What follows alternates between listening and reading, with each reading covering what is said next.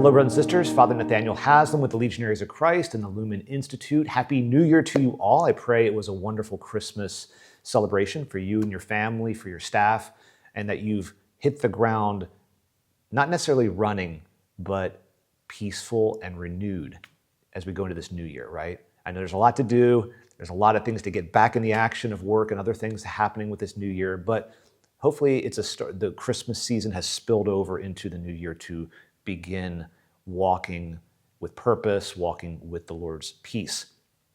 As we begin this year, we're going to, as we do each year generally, is follow the format in our circles of the virtues that Lumen espouses. And in this first month of the year, we're going to focus on self-mastery, especially in managing conflict. Now, you all may recall that the virtue of self-mastery is this idea of governing our emotions and our impulses. And something I know many of you have New Year's resolutions about health, about your eating, and all these things. You know, the urge to eat, the urge to indulge, the urge to act without perhaps thinking about what you're doing, you know, just acting on impulse.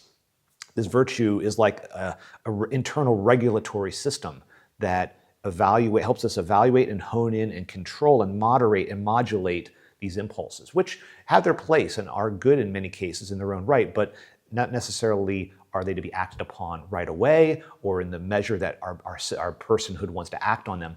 So the self-control tends to moderate and regulate them. And this is especially important when we're in a conflict situation, when anger runs high.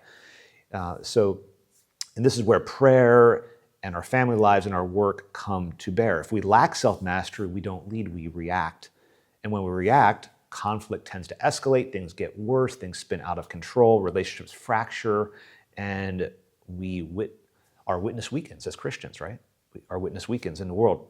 We hear in the circle materials about Jackie Robinson, right?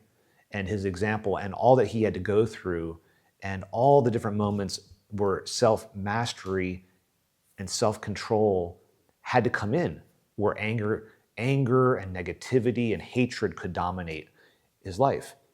It's a good reminder that self-mastery isn't weakness. Our world tells us to hold back, to not react, to punch the other person, to not slam the other person because of whatever the situation is weakness. But we know as Christians that self-mastery is strength, it's power, it's maturity.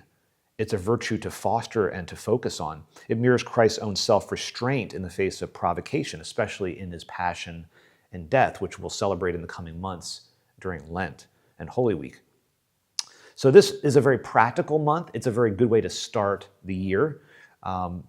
Matthew 18 tells us that self-mastery and conflict, it's good to first go to the person in private where we have a issue, then to witnesses, and then to the community if needed. And this is a good roadmap for how to navigate conflictual situations.